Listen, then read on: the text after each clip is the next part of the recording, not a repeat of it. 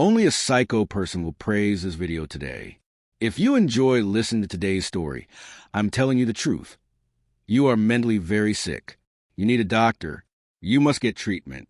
After watching this entire video, you'll only feel regret and sorrow. By the end, you'll ask yourself, why did I watch this? And yes, children, please stay away from this video. I'm not putting any restrictions, but if you want to watch it, do so with your parents. Don't make the mistake of watching it alone. Even adults will be disturbed today. You are just kids. But today, nothing awaits you except regret. On 22 ND November 1999, at the Lahore office of Daily Jang newspaper, a very heavy parcel was delivered. As soon as the parcel was opened, photographs were scattered all over the office. There was a letter and a diary inside. The letter contained something so horrifying that reading it left Chief Editor Naeem Hashmi speechless and trembling in fear. It was about a massacre, who did it, why, and how, all written with evidence. The sender also wrote, I am not sending this to the police because they won't take it seriously. They'll bury the case, and no one will know the truth. So I'm sending everything to you so the people of Pakistan can know about this crime. Naeem Hashmi immediately handed the case to their crime reporter, Jamil Chishti, asking him to investigate. Chishti was, after all, a crime reporter, and now the news had walked into his hands. So why wouldn't he be interested? He went to the address mentioned in the letter. When he reached, the house was locked, but he jumped over the wall and went inside. What he saw was horrifying, about 80 to 85 pairs of slippers lying around. He went a bit further and found a sack filled with clothes. Then he saw the same photographs on the walls, the ones that came with the letter. He moved into another room and found some barrels. When he tried to open one, the acid inside burned his hands. Still, he managed to open it, and what he saw chilled his soul. The scene was so terrifying it felt like his heart would burst. It was exactly as described in the letter, nothing different. But what was in those drums that even a crime reporter couldn't bear? When I opened the drums, you can't even imagine my condition.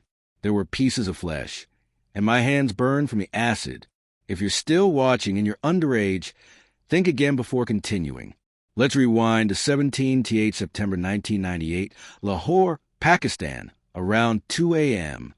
A man named Javed Iqbal was sleeping in his room. Suddenly, someone hit him on the head with the butt of a gun 3 or 4 times. The attackers cracked his skull and ran away. Blood kept pouring out and he passed out. Next morning, a local neighbor entered his house and found Javed unconscious, covered in blood. People screamed and rushed in. No one expected him to survive. He remained hospitalized for 9 weeks. Whenever he gained slight consciousness, he saw his mother crying, her face swollen from crying. This triggered immense rage in him. Seeing his mother's tears, he began to burn with revenge. Eventually, his mother couldn't bear the trauma and passed away. When Javed finally returned home, he discovered that the woman who raised and loved him had left him forever. This broke him. Javed was born in 1961 in Lahore. He was the 6th child out of 8. His father was wealthy and respected. From childhood, Javed was very stubborn. He had to get what he wanted. After college, his father helped him start a steel business. But Javed only hired young boys, especially children, because they accepted lower salaries. The truth was, Javed was attracted to young boys.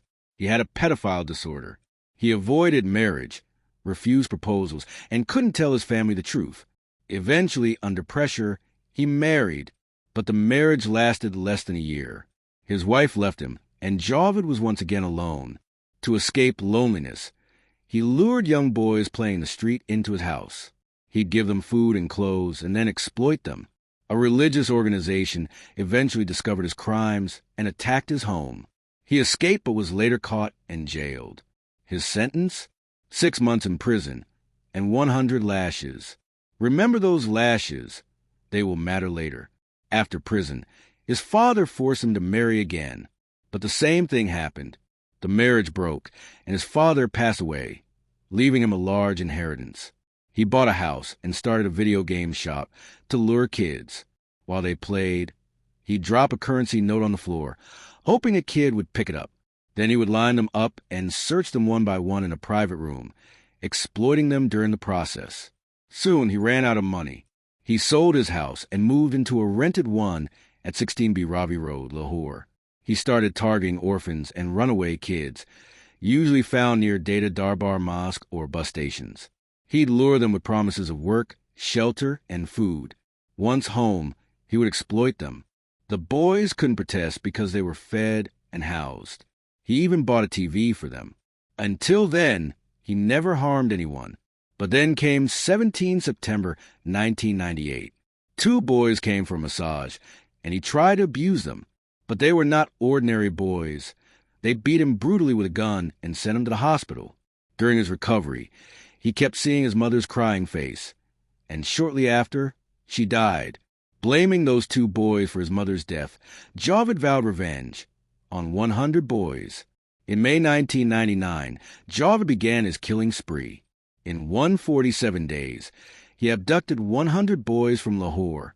He would photograph them, feed them, abuse them, and when bored, strangle them with a chain. After killing, he would dismember their bodies, dissolve them in acid barrels, and document each kill in his personal diary. He even numbered their photos to track how many he'd killed. His goal was exactly 100 victims, no more, no less. Javed Iqbal's crime shook all of Pakistan. Parents stopped sending kids to school. Now back to the letter sent to Daily Jang. The sender was none other than Javed Iqbal himself. Even before that, he had sent a letter to the police, but they ignored it, thinking he was mentally unstable. He was angry, he thought. I committed such horrific crimes, and still no one knows me? So he sent a detailed parcel to the newspaper. Photos, diary, confession. He wrote, I fulfilled my mission. I now want to surrender and be punished by law. But since no one believes me, I'm going to jump into the Ravi River and end my life. His house was found full of children's clothes, toys, and shoes. Police began a frantic search of the river, but no sign of him. After a month of searching, nothing. Then, on 30 December 1999, a man appeared at Daily Jang's office and said, I know where Javed Iqbal is. When asked to reveal the location, he removed his scarf and said, I am Javed Iqbal. Please protect me.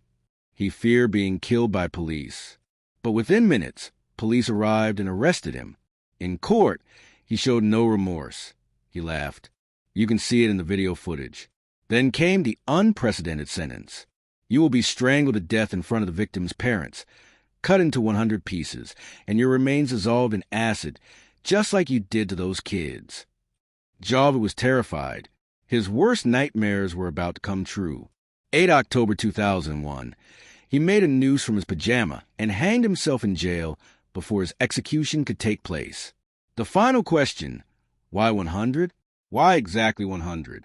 Not 99 or 101, because he was given 100 lashes in jail. His twisted mind thought, asterisk, I will avenge each lash by taking a child's life. Asterisk,